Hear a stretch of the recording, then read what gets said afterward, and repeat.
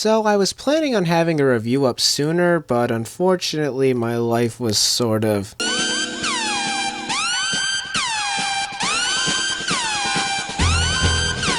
taken over. As you're well aware by now, I am a huge fan of the Fire Emblem franchise. The blend of excellent storytelling, great characters, and fun and challenging gameplay just resonates with me. However, the franchise lost a bit of its luster in the last few installments. I mean, Awakening was okay, Fates was meh, and Echoes was good, but didn't stick with me in the same way many of the earlier installments did. At the end of my review of Echoes, I said that I wanted intelligent systems to push the series farther than it had ever been pushed before, especially with the next installment being the first home console Fire Emblem game since Radiant Dawn. And well, they did. And here's the result of their efforts: Fire Emblem Three Houses.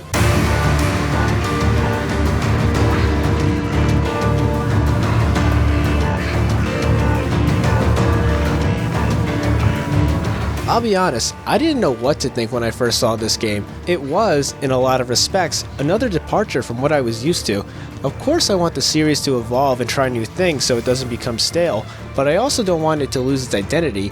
It's a tough balance to achieve, and the more and more I saw of Three Houses, the less excited I got. This idea of being a professor and teaching students that look like they belong in a slice-of-life anime just seemed not very Fire Emblem-like. I wouldn't say that I had bad expectations when the game came out. I would say that I had no expectations. I had no idea what to expect. Would this cause the series to stray even further from its roots, or would it be the true next-generation Fire Emblem game that we've been waiting for?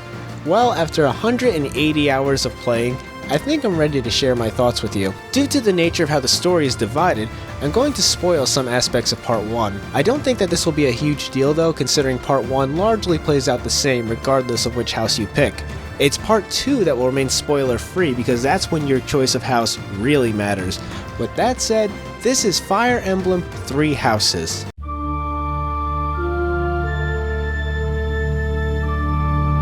Three Houses takes place on the isolated continent of Fodlan. Fodlan is a land divided up into three major regions: the Adrestian Empire, the Holy Kingdom of Fargus, and the Leicester Alliance. In the center of these three regions is the Church of Seiros. The church operates as a sort of peacekeeper between the three nations and is responsible for maintaining the will of the goddess over the entirety of Fodlan. The player takes control of a young man or woman whose default name is Byleth. Byleth is a mercenary who travels with their father, Geralt.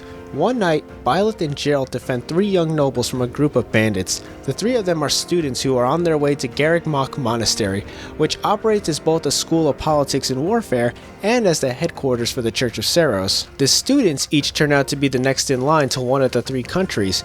Edelgard is the princess of the Adrestian Empire, Claude will soon become head of the Leicester Alliance, and Dimitri is the Prince of Fargus. After the conflict, knights from the Church of Seiros arrive. The leader of the knights, Alois, happens to be an old friend of Geralt. It turns out that Geralt used to be captain of the church's military, but was thought to have died in a fire 20 years ago. Alois insists on escorting Geralt and Byleth back to Garreg Mach, much to Geralt's dismay. At the monastery, the two meet with the Archbishop Lady Rhea. Rhea reinstates Geralt as captain of the knights and employs Byleth as a professor at the academy. While Lady Rhea seems kind on the surface, Geralt warns Byleth not to trust her.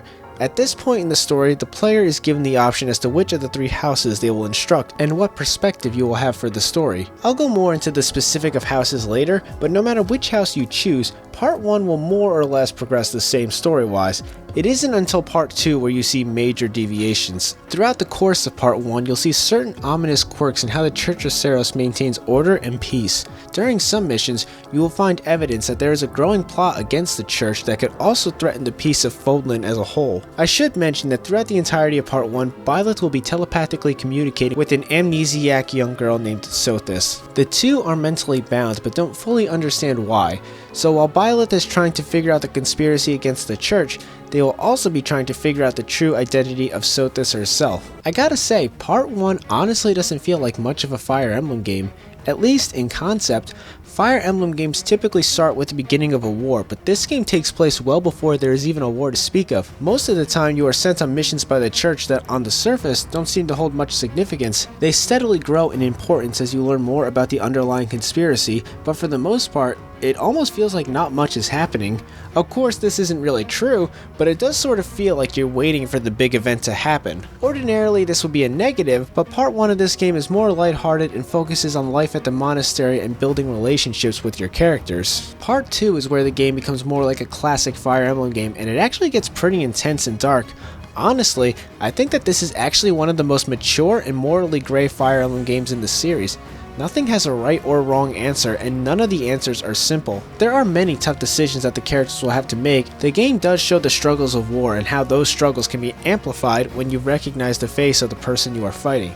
It's the same type of friend versus friend that we saw in Radiant Dawn and Fates. At times, this game can be downright brutal. This is most evident in the first cutscene. It's amusing to think of a casual gamer watching this like, oh, Nintendo, I remember them. My kids love playing with Mario and that cute little Kirby. Oh dear God, she's stabbing him to death! The game offers replay value beyond just picking a different house. There is a lot of mystery involved in the overall story, and some key things can only be understood by playing another house's story. Now, while I don't have much of a problem with that in theory, each story leaves a few too many loose ends for my taste. Some routes don't hold up as well as others because background information is withheld for the other stories. Something that may seem minor in one playthrough can become more significant in another. This isn't inherently bad because it does offer new reasons to get invested in the other stories, but even after playing the entire game, there are still aspects that I don't fully understand.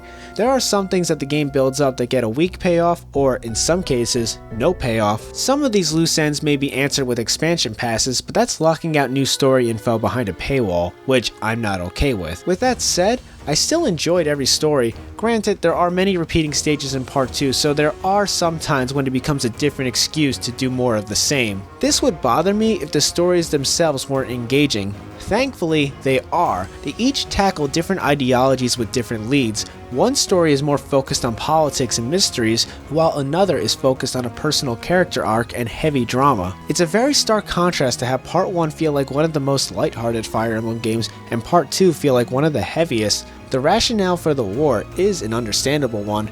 Fodlan is in desperate need for change, and there are 4 separate outcomes that revolve around your choice of house. I'll talk more about the story when I focus on part 2. Overall though, the core of Three Houses' story is great no matter which route you choose. However, there is a lack of details that hold it back from perfection. I was so invested in everything that was happening from start to finish, so I was a little let down when I didn't get some of the answers to things that the game built up. Sure, Path of Radiance did this at times, but Path of Radiance set up for a sequel at the end, whereas Three Houses is largely sequel-proof just due to the nature of the game. I think you get your money's worth. It could be worse. At least I didn't have to buy 3 separate cartridges for the full experience only to still feel disappointed. I suppose it's good to be left wanting more.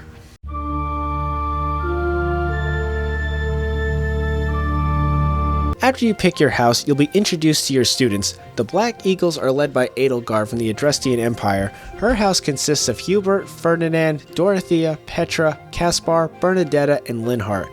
The Blue Lions are led by Prince Dimitri from the Kingdom of Fargus. His houses Dedu, Sylvain, Ingrid, Felix, Mercedes, Annette, and Ash. The last house is the Golden Deer, led by Claude, the current heir to House Regan of the Leicester Alliance. His house consists of Hilda, Leonie, Ignat, Raphael, Marianne, Lysithea, and Lawrence. Getting to know your students is a big part of the game. Each student comes with a D&D styled character sheet that lists their likes and dislikes as well as what their skills are. Using this information will dictate how you want your students to progress and how to focus their talents to make them better at combat.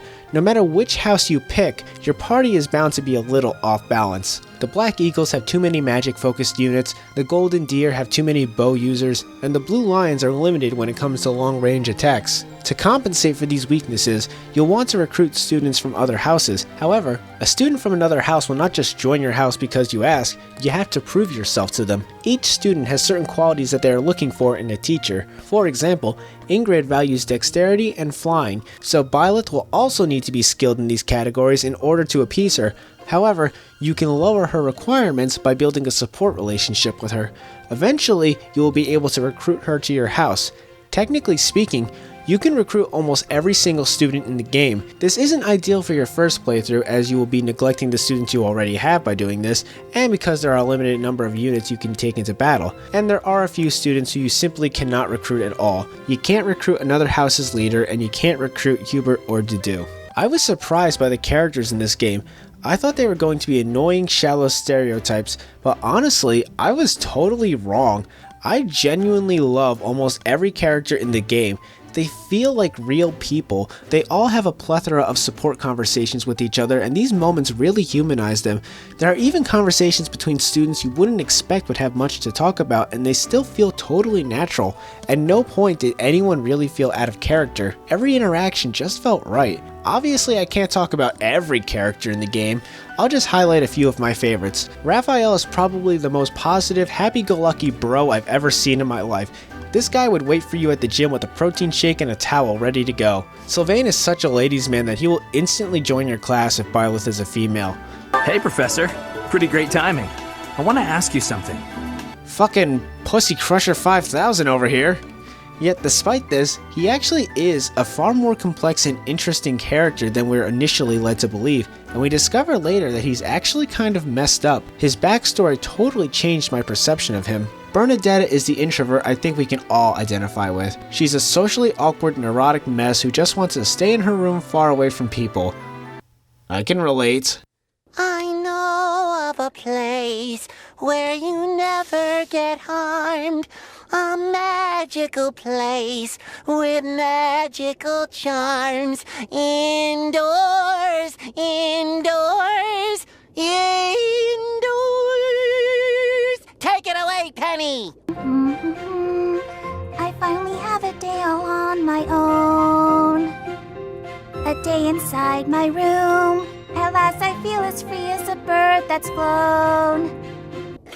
That Penny has the most beautiful voice. Her support conversations can get a little repetitive, but you learn why she is the way she is, and you can see her gradually come out of her shell as the story progresses. Hilda's got this sort of lollipop chainsaw thing going on. She claims to be a lazy good-for-nothing, but apparently she bench presses missiles in her spare time because this chick is a goddamn powerhouse. Holy shit! Hubert looks and sounds like an evil monster man, and he kind of is, but he's actually relatively level-headed, and he has a surprising amount of compassion in him. It's not much, but he's not as evil as he looks. The character I probably fell the most in love with is Dorothea. She's just a wonderful character. She's a diva who will flirt with anyone, and yet she still has this very loving and caring side. She's one of the few bisexual characters in the game, and she makes it no secret. Someone looking at you could be forgiven for wanting to pounce. I don't know that I'd forgive them. Oh, I know. That's why just before I lunge, I'm gonna ask permission. Hot. I think everyone's favorite character in this game is the most goddamn dedicated doorman Fodlan has ever seen. I swear, I explored the monastery just to hear him say, "Greetings, Professor. Nothing to report." Those words are what I need to hear before I sleep tonight. Thank you, doorman. You goddamn beautiful bastard, you! Those are some of my favorite standouts. There are only a few characters that I didn't care for. Marianne is a Debbie Downer. She's like Sadness from Inside Out. Go in the corner and talk to your horse. Leonie is cool, but her obsession with Gerald gets to be a little much sometimes. Captain Gerald. Captain Gerald. Captain Gerald. Captain Gerald. Captain Gerald. Captain Gerald. Captain Gerald. Captain Gerald. Captain Gerald. Captain Gerald. Dad, we need to talk. Hannerman is fine, but good God, he never stops talking. You've worked with to understand your life before the academy. That's quite a secret to keep. Has the passion Gerald and his men. You say you would destroy your father does the mercenaries are excited to share your. Shut up! Shut up! Shut up! The only person I actively disliked for the majority of the game was Lawrence. Fuck this guy. This spoiled, nobility-obsessed little rich kid can piss off. I just want to punch his face. And what's with that hair? It looks like his head is being gnawed on by Pac-Man. I just want him to go away. Hello, Marianne. You're well, I hope? No! You leave Marianne alone! She's depressed enough as it is. She doesn't need you making it worse. I'm mostly just screwing around here. This is a great and varied cast of characters. I feel like no matter which house you pick, you're almost guaranteed to fall in love with your class. That said, you want to know about our main 3 lords, Edelgard, Dimitri, and Claude. After all, they are who you will interact with for the majority of your playthroughs. I can safely say that these are 3 of the best lords in the series. They all have layers of complexities and their own dreams for the future. Not one of them really seems wrong, they just conflict with each other and can't coexist. During my first playthrough, I chose Edelgard. She's just wonderful. She's strong to the point of being arrogant and yet still cares deeply about those close to her. She thinks through her decisions carefully and will follow them through without ever questioning herself. She's blunt with her praises and equally as blunt with her criticisms. She doesn't care about nobility, she doesn't care about the church. She thinks about the big picture and wants people to be equal all across the board. Where she falters is her methodology. She's just too brazen in both her actions and how she speaks. However, when you hear her backstory, you understand why she is the way she is. She's just a natural product of her environment. You might not always agree with her, but you always seem to understand her, even if she can be a bit too intense at times. For the sake of my family, and for all the poor souls whose lives were traded for my existence. For their sake, I will build a world where such meaningless sacrifice is never again sanctioned. As Emperor, I will change the world. I swear it. Yeah, alright then. Don't forget your math homework. The next person I tried was Dimitri. I kinda wasn't looking forward to his campaign. Claude and Edelgard seemed pretty different than your usual Fire Emblem protagonists. Dimitri looked like he was going to be there for the classic Fire Emblem feel, right down to his pretty boy spaghetti hair. But holy shit, I have never been more wrong in my life. Dimitri ended up being my absolute favorite of the 3. It's hard to say why until I get to part 2, so I'll have to be a little vague here.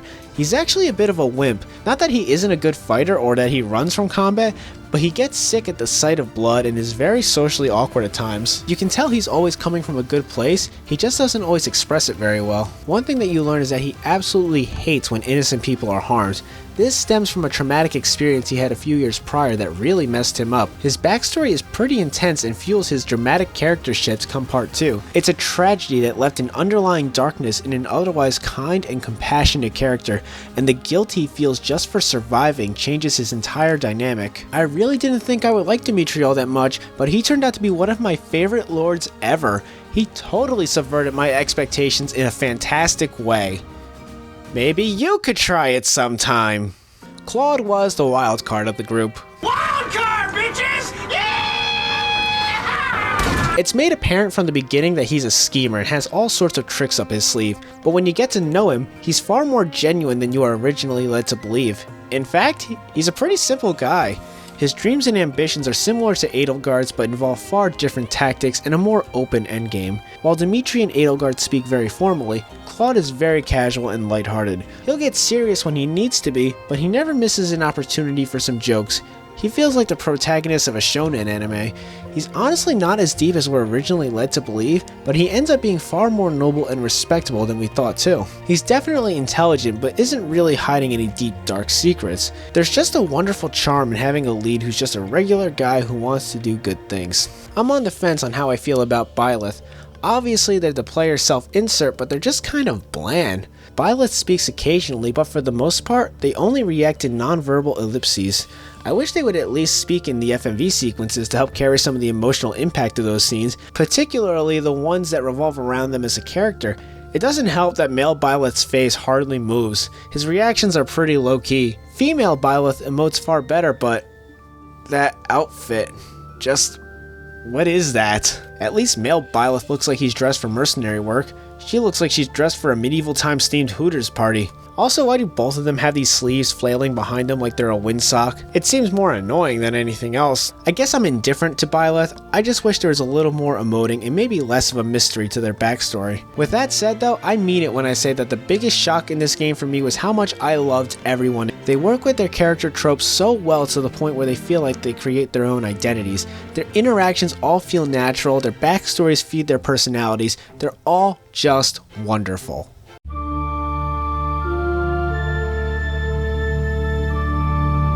So this was the main thing that we all heard about Fire Emblem Three Houses when it was coming out. The fact that you were going to be a professor at a monastery teaching students. There were so many comparisons to Persona and Harry Potter, and it just didn't feel like something that belongs in a Fire Emblem game. I tried to keep an open mind because the monastery is just the setting in the grand scheme of things, and what matters in a game is its function. Three Houses progresses on a monthly basis. At the end of each month, you will be forced to do a mission that progresses the story. Each Sunday is a free day, and you will be given 4 options as to how you want to use it. You can explore the monastery, where you will be able to interact with students and faculty, and partake in a number of side quests and leisurely activities. You can rest, which will increase your students' motivation for class. You can do some side battles for item drops and level grinding, or you can hold a seminar where a select group of students can receive some extra motivation and skill experience. Since we're talking about the monastery itself, we'll focus on the exploration aspect for now. The monastery is a large hub world where you will spend the majority of your early game time. You can fish, eat with students, do choir practice, engage in faculty training, do a couple of fetch quests, give students advice, garden, and even do combat tournaments. You are given a limited number of activity points each day, and it's up to you as to how you want to use them. You can increase your activity points by upgrading your professor level, and you do that by partaking in some of these activities. Three Houses is a constant reward system because nothing you do seems worthless. Every activity you do gives you something back in exchange. For example, you can go fishing. The fish you catch earn you experience points for your professor level. Cooking that fish can provide buffs for your entire party during battles, and any student who is deemed the MVP after battle will be fully motivated, thus making them more attentive in class so you can teach them more skills. So it's clear that Fire Emblem Three Houses boils down to one simple thing: micromanaging.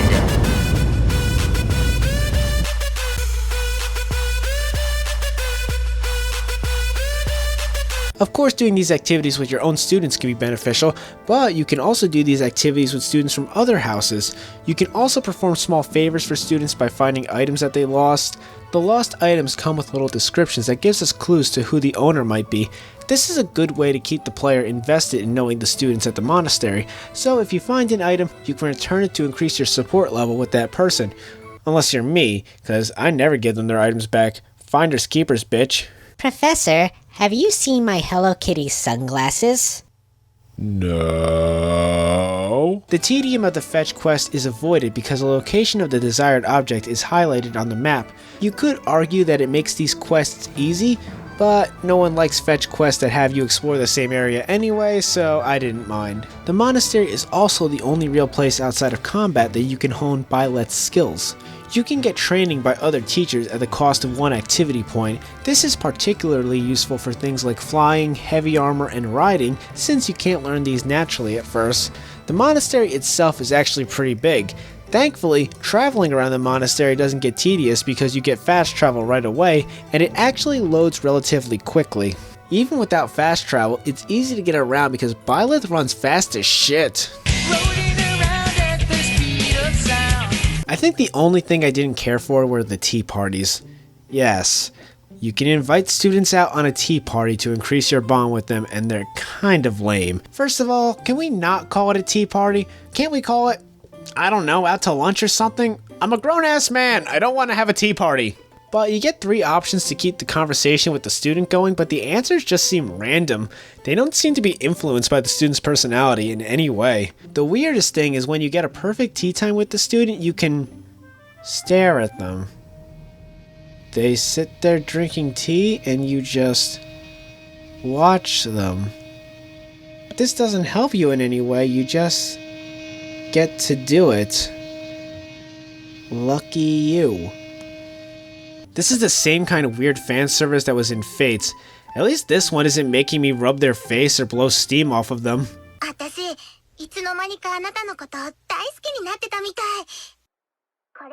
Well, I feel like a fucking creep. So yeah, ultimately, I didn't like the tea parties. It just got too weird. That's all I have to say about the monastery itself. It's a decently sized area full of things to do, all of which can be beneficial. The further you progress in the game, the less important visiting the monastery itself becomes. It's still good to go there to get side quests and to increase your students' motivation, but you don't need to waste your day at it. If you just want to do simple stuff like go shopping or change your character's goals, you can do that anytime when you're not in battle. When you don't feel like exploring the monastery, you can grind out levels by doing side battles. Sometimes these battles can have rare item drops, giving them benefits other than just experience. And if you have the right characters in your party, you can get paralogs. These are like side chapters that typically involve one or two of your students carrying out their own personal mission. Completing these can get you legendary items and even secret cutscenes later in the game. I really like the paralogs, they just add even more development to the characters. When you're done with your free day, it's time to actually teach your students. It's pretty straightforward. You have a certain number of points to use.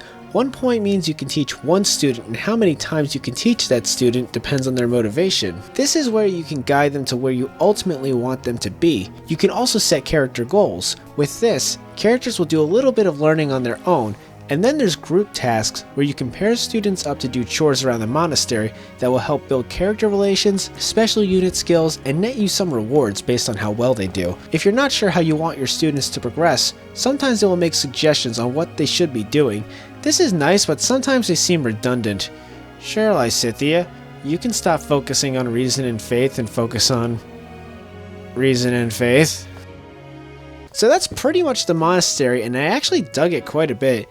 It really is all about micromanaging, but it never feels like you're wasting your time. There's a purpose in everything you do, which I really enjoy. The biggest downside to the monastery is its effect on the overall pacing of the game. Because you spend so much time here, the plot can crawl at a snail's pace. It creates a little dissonance in the overall story. Like I said, you get a mission at the end of each month, but it's a bit weird when you get a mission briefing at the beginning of the month that sounds super urgent, but then you fuck off and do random shit for 30 days. Professor, help! Flane is missing! What are you doing? I want some tuna. But my sister is missing! I'm gonna pet this cat. God damn it! The pacing is less of a problem in Part 2 because exploring the actual monastery at that point is far less important. In Part 2, I wish you could explore war camps instead of the monastery. The dissonance is even more apparent then because no matter how far you travel across Fodlan, you always go back to the monastery. I thought the monastery and teaching would be my least favorite part of the game, but it actually turned out to be a nice blend of character and stat building. I don't think I would ever really need this mechanic again in a Fire Emblem game, but for a one-time thing, I thought it was used very well.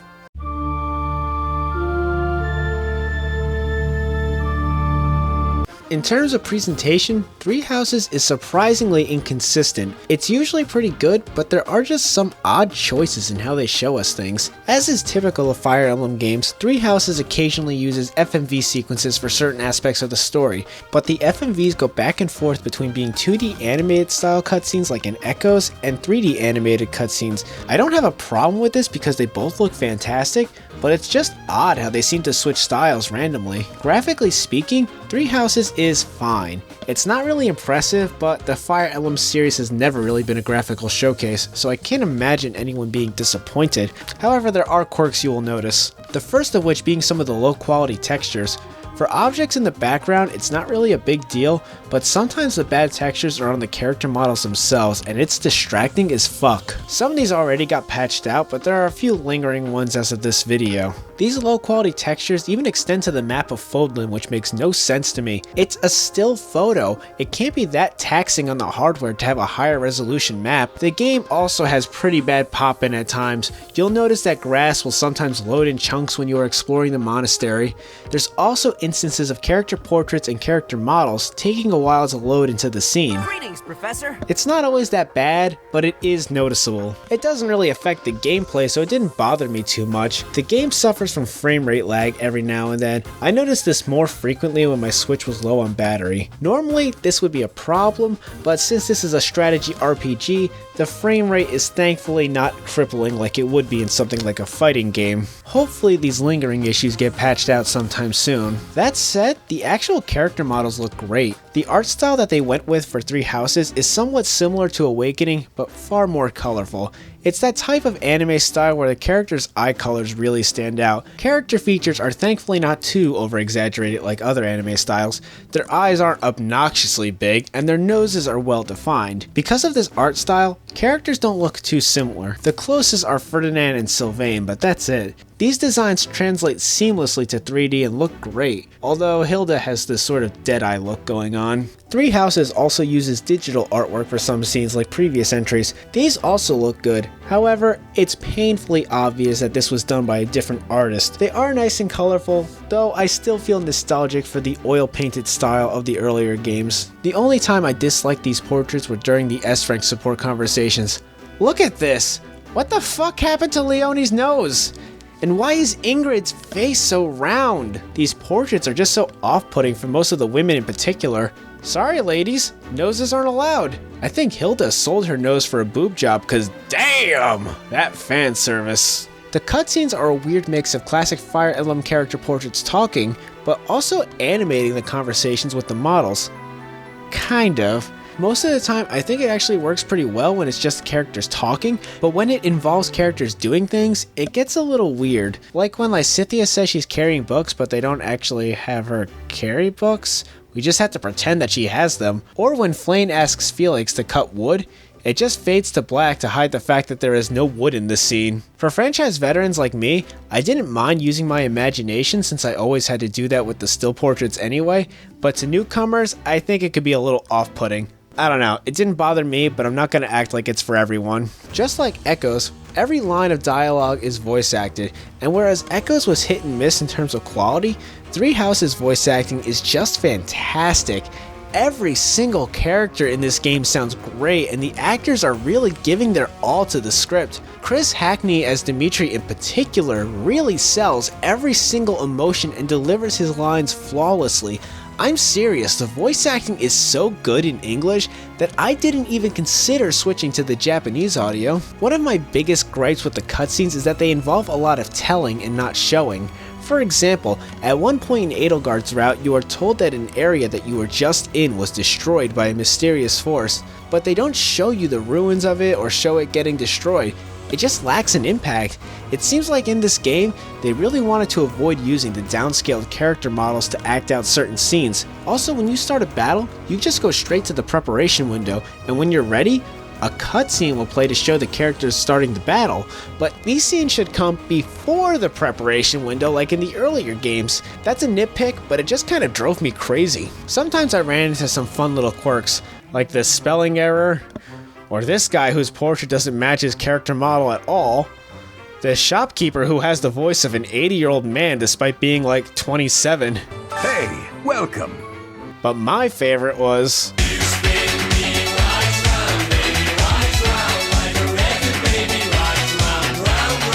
Three Houses is all over the place in how it conveys its gameplay and story. However, there are only a handful of times where it's bad. The majority of the presentation is really good.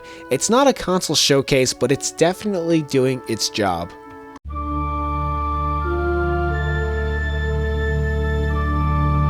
Of course, the meat of any Fire Emblem game is the combat. The combat is still the same old Fire Emblem I've come to love through and through. There are some new elements to keep it fresh, however. For one, the weapons triangle is downplayed here. At first, it's not in the game at all, but you can learn certain skills that make a Lance character have advantages over a sword wielder and so on. Characters have two forms of abilities to them that make them more versatile. The first is their passive abilities. As your character's skill level increase, they will learn abilities that you can equip before combat. These can be anything from plus 5 HP to increased movement to bonus damage with certain weapons. You get the idea. You are limited to 5 slots, so you have to pick carefully. Like I said before, Three Houses is a constant reward system, so you'll be getting these abilities relatively frequently depending on which skills your character is focusing on. The more present ability you'll have are the combat arts. These are special attacks you can use that do bonus damage. The trade-off with these is that they eat up extra weapon durability. This was one of those mechanics that just clicked in my head. I was like, yep, that's perfect. I know this was technically introduced in Echoes, but it shines far brighter here. Some characters will have crests. These will sometimes activate during combat to give you a little bit of an edge, but not every character has one, and it's not smart to rely on them. On top of those, each character has a certain passive ability unique to them. For example, Bernadetta will do plus 5 damage if she is not at full health, which means I never gave her a vulnerary. Sorry, Bernie Bear. This is gonna sting a little. And Felix will do plus 5 damage as long as he doesn't have a battalion attached to him. There's another new feature, battalions. Basically, these are small little groups that grant your characters other abilities. They can heal, add movement buffs, inflict status ailments, or perform an attack that cannot be countered. However, you can only use them once or twice per battle, and if your character's authority level isn't high enough, they can just straight up bail on you. I never really use these guys for anything other than movement buffs. It just seems like a feature that looks way cooler than it actually functions. Each character starts off as either a noble or a commoner, and it's up to you to guide them to where you want them to end up. Every character can be every class, with a few exceptions, so your units will need to excel at multiple skills in order to pass an exam to change classes. It doesn't matter that you only plan on using a bow with Bernadetta, she still needs to reach level C with her lance in order to become a bow knight. I love this because it forces you to use your characters outside of their comfort zone and encourages experimentation. Sure, Petra can be a thief, but she's just as good at being a Myrmidon. 3 houses never resets your character's levels when they change classes. You'll need to reach level 5, 10, 20, and 30 in order to promote. But sometimes changing classes right away isn't the best course of action. You can max out a character class to earn extra passive abilities that you can keep. Even as a mortal savant, Shamir was still able to steal things because I maxed her out as a thief. New to 3 houses is the Brawler class, a class that focuses on hand-to-hand combat rather than using weapons. Their attacks are relatively weak, but because they aren't weighed down by a weapon, they can attack 2 or 4 times. I love this class. It's one of those classes that I could see fitting in damn near any Fire Emblem game. You can also pair units up like in Fates and Awakening, but this is way more balanced. Your paired unit will sometimes do a follow-up attack, defend, or heal the conjoined unit. That's it. How often they do this largely depends on their support level with the person they are linked to. The best part about this is that these conjoined units gain passive experience. This is good for missions where your party size is restricted, but you want to keep your left out units from falling too far behind. Like Echoes, mages gradually learn spells rather than using tomes. This time around, there is no downside. They don't eat up your health at all. I like this, but sometimes the mages can feel a little too powerful. I don't know, being able to have Dorothea cast Meteor at least once per map felt too generous. I really like the addition of these lines of sight. It's a nice little way to let the player know which units are being targeted. Most of the changes in regards to combat I really enjoyed, but there were a few things that I didn't like. One being the gender-specific classes. Women can't be War Masters, Heroes, or Dark Sages, and men can't be Pegasus Knights or Grimoires. I thought that this was pretty lame. Hilda is an ideal candidate for a War Master, and Linhardt would do far better as a Grimoire. I thought these gender-specific classes were pretty annoying because it limited my ability to choose for each character. Another thing I disliked was the lack of master classes. There are only a handful of them. Like I said before, I don't mind having to force my characters to become good at certain other skills I ordinarily wouldn't use them for, but it also feels like some of these sub-skills could be split in different ways. Why not have a Reaver class for axe users who also excel at bow skills, or a Martial class for units that excel at heavy armor and lance skills? It just seems like some skills kind of have a dead end. Like the last few Fire Emblem games, you have the choice between casual and classic mode. I of course picked classic mode because I'm not a pussy. A returning feature from Echoes comes in the form of the Divine Pulse. Much like Milla's turn wheel, it allows you to turn back the battle as far as you want depending on how many charges you have. This is a nice feature in case you accidentally do something stupid, but whereas Milla's turn wheel only had 3 charges, the Divine Pulse can have as many as 13, which honestly is way too many. I think the biggest problem with the combat in 3 houses is that it gets too easy. Your units have so many abilities at their disposal, and with the ability to turn back time, I never got a game over. The normal difficulty is just not enough for franchise veterans. I played the game on hard mode and had a far more adequate challenge. Maddening mode was just patched in after this review had already gone into the editing phase, so I can't really comment on that yet. So if you're a franchise veteran, be sure to play on hard mode. At its core, 3 Houses combat is everything you would expect from a Fire Emblem game, but your horizons are broadened and your units are made even more unique. The downside is the lack of challenge and some puzzling class restrictions. Despite that, you will have a good time whether you are at the monastery or on the battlefield.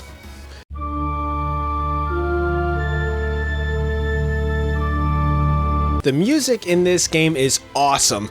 There's a real focus on creating memorable tracks that have excellent melodies. The orchestration is so precise and every note carries these themes perfectly. All of the battle tracks just sound so epic. These tracks are also dynamic as they can slightly change depending on what's happening in battle.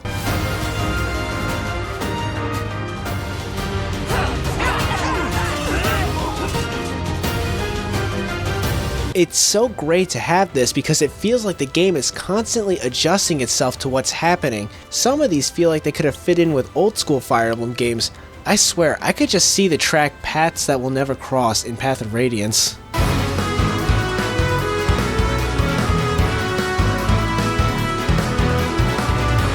Every action track sounds larger than life. Of course, that's during the missions. During your day-to-day life, you will hear far more lighthearted and simplistic tracks, like the Monastery theme for Part 1.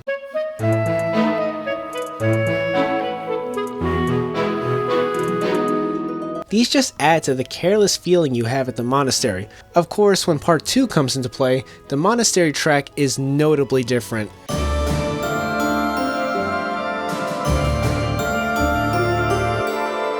The whole soundtrack just sounds epic, especially A Star in the Morning Sky. It sounds like something out of Lord of the Rings. I think the only song I didn't care for was Gazing at Sirius.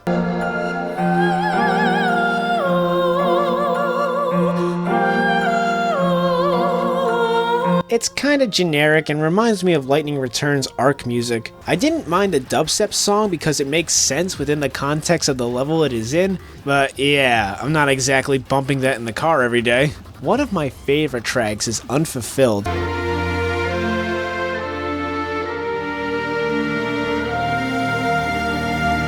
It lives up to its name and carries this heavy regret and feeling of sorrow. I loved it. They use it a bit too much of some of the FMVs, but it's so good. Nintendo kept up with their tradition of having songs with lyrics in their first-party titles with this game.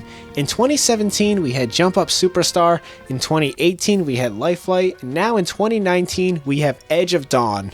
Reach for my hand, I'll soar away into the dawn. Oh, I wish I could stay. God damn, this song is so fucking good, and the lyrics take on a real emotional life of their own when you realize whose perspective the song is coming from, and it's a fantastic conflict of emotions. It manages to be both epic and uplifting while also being remorseful and sorrowful. The vocals are solid, and I swear, it feels like the English and Japanese singer are the same person because their voices are so identical. I look to you like a red rose, seeking the sun no matter where it goes.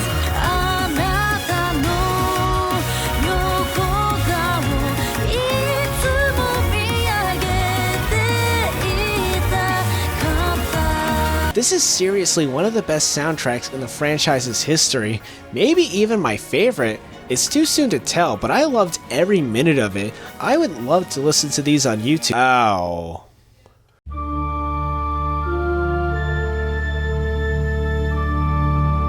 Okay, so I'm going to spoil Part 1 real quick and then vaguely talk about Part 2. If you want to avoid spoilers for Part 1, go to this time code.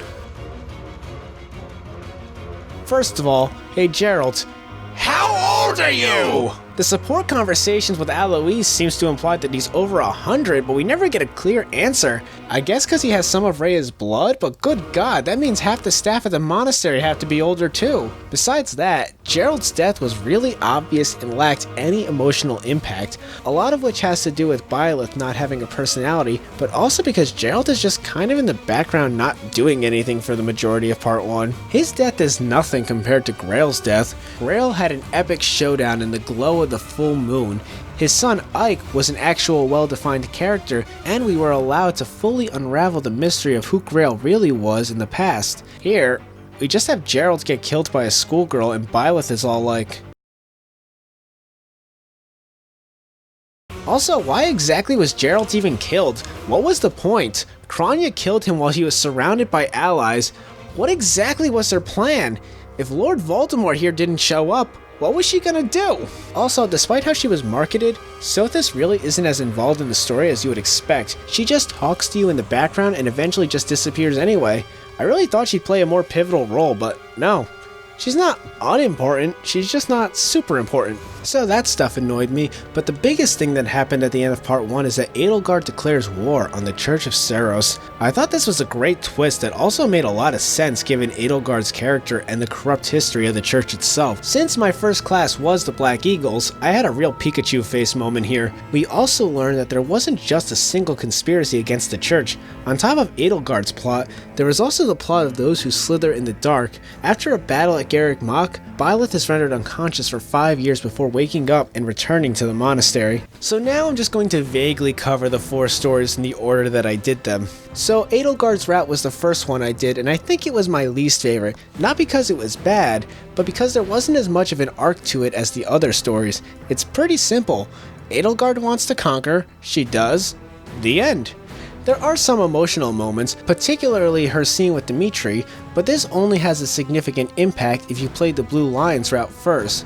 What this route does show is Rhea's true identity and her own descent into madness. It's definitely interesting to see. Plus, Dimitri's character after the time skip is much different here than in the other 3 routes. The ending of this route in particular feels like it's setting up to a part 3 with those who slither in the dark that we never actually see.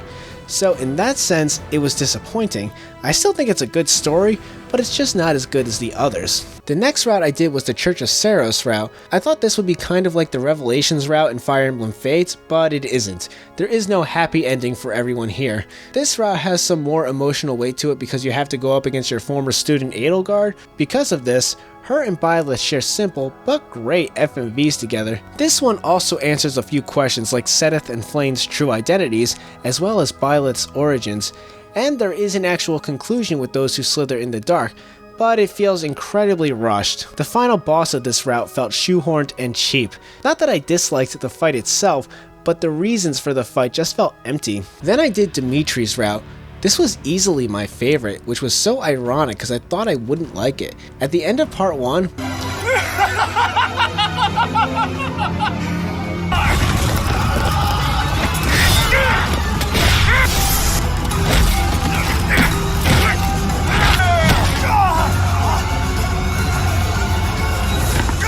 Jesus! This took a total left turn. Who Dimitri becomes after the 5-year time skip makes sense though. He's lost so much in his life that now he's even lost his sanity. This route was my favorite largely because of how character driven it is. The arc Dimitri has to go through is one of the best in any Fire Emblem game.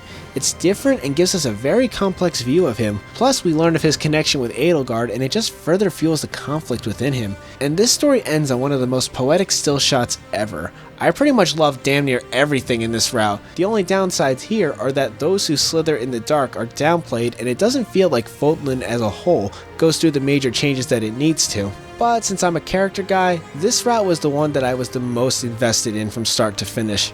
The final route I did was Claude's. His was kind of a middle ground route. This one focuses more on the history of Fódlan and the church itself. This one honestly felt like an old school Fire Emblem game where it's all about strategizing and uncovering mysteries. Plus we learned that Claude's true intentions aren't all that different than Edelgard's. However, his prefers diplomacy over brass action. This route is similar in a lot of ways to the church's, but with a far more compelling lead and more answers. The final boss of this route is also kind of shoehorned, but less so than the church's route. Honestly, this one might be the hardest out of the 4. The final boss of this story gave me a real run for my money, even on normal. I'd hate to play this on maddening. It's not my favorite, but it's far from bad. The biggest issue I have with the overall story of Three Houses is that there is no satisfying conclusion with those who slither in the dark. They feel like an afterthought in every story, yet they end up being an integral part to the history of Fódlan. It really feels like we're missing something. There's supposed to be more story stuff in the expansion pass, but that doesn't excuse it, especially when the entirety of part 1 is hyping them up. It's a minor letdown though because the rest of the stories are each satisfying in their own right. I had a smile on my face throughout pretty much every playthrough. In conclusion, dear viewer, this game kicks ass. This was a wonderful surprise. I had no expectations of this game before it came out, but it now stands as one of my favorite in the series. It does so many things right. I love all the characters, the combat is varied and plentiful, and the music is absolutely fantastic. Nothing about the Monastery feels frivolous. Almost every single action you do in the game has a point, and I love that. Sure, it can be easy on normal difficulties, but that can be adjusted. The only part of this game that comes up a little short is some aspects of the story. Even then, the story is good, and the game doesn't feel weighed down by its shortcomings.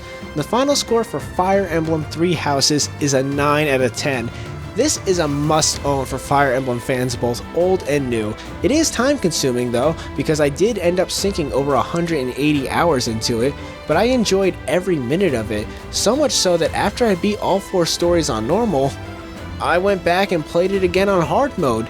It's worth every penny, and I'm still beating myself up for not getting the Seasons of Warfare edition. I really can't recommend this game enough. It was everything I wanted it to be, and it's gonna be tough trying to top this. I don't know where they can go from here, but the future of the franchise is looking brighter than ever. Let me know what you guys think. Do you think that this was the right direction for the series to head in, or did some of the negative aspects bother you more than they did me? Let me know. As always, I'm Raining Spider-Man, and I'll see you guys next time. Hey guys, if you enjoy my content, then you should follow me on Twitter, where I post channel updates and information on upcoming videos. You can find the link in the description. Thanks for watching.